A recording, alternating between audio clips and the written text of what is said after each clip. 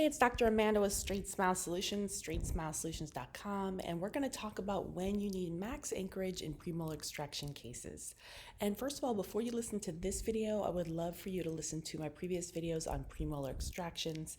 You can go to my YouTube channel or to my blog, search by keyword premolar extractions. Please watch all those videos first because we're going to build on topics that we already discussed. This is a more advanced video.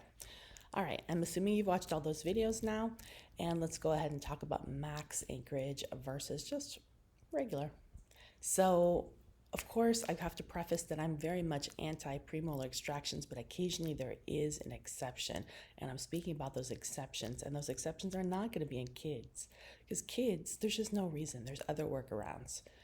This is going to be in non-growing adults who have refused jaw surgery and are willing to obtain compromised results, who have been screened for sleep issues, do not have sleep issues, because anytime we're going to take out teeth, we are probably going to constrict the space for the tongue. So I certainly don't want to do that unless I've screened them for sleep issues and or sent them for an actual in-lab sleep screening, because that could be a potential liability for me. In addition, I've taken a cephalometric x-ray, I've run numbers. I know that what I'm doing is not going to flatten their profile or compromise their aesthetics. So there's a lot of small things you need to check before you just jump in to think, oh, I need to take out premolars.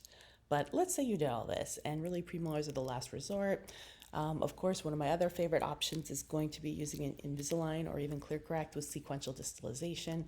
Let's say they have impacted eights, and for whatever reason, they're too close to the nerve and they can't get those eights out. So that's off the board. So we're left with the only option, which is premolar extraction. This literally is my scenario. And to be honest, it happens so rarely, but I did have a case that a doctor asked me about. So I wanted to explain this. Okay. I do have a video called BIMAX. Look up BIMAX, B-I-M-A-X, and understand what BIMAX anchorage is. That means using internal anchorage, like a lingual arch on the bottom and an ANS on the top, or a TBA on the top, to go ahead and brace those molars. So when we take out those premolars, it's like tug of war. We basically have like more players on one side than the other, so that we're going to try to get as much maximum anchorage. So we can try to get in that little 7 to 7.5 millimeter space. We want, if possible, none of the back teeth to slip forward and all the front teeth to slip back, because perhaps in our ceph we've noticed that our incisors are practically horizontal, like they're nutty flared. They need to go. You know, she's lip incompetent, she's having trouble speaking and talking, and she's mouth breathing.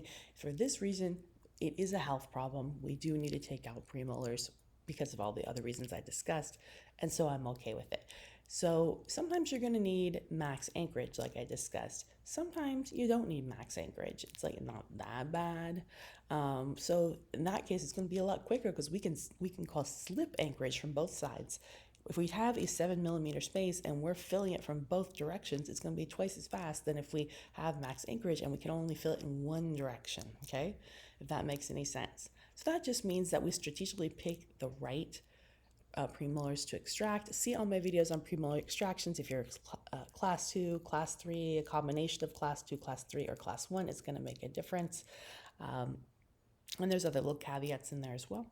But once you've gone ahead and you've retracted your canines to class 1 and all 4 quads, then you can go ahead and finish with usually just easy 6-to-6 power chain and just close it up. Of course, you keep your eye on it every month, because if you start to see one side getting a little class 2 or one side getting a little class 3, you might change your mechanics. Maybe you'll add an elastic.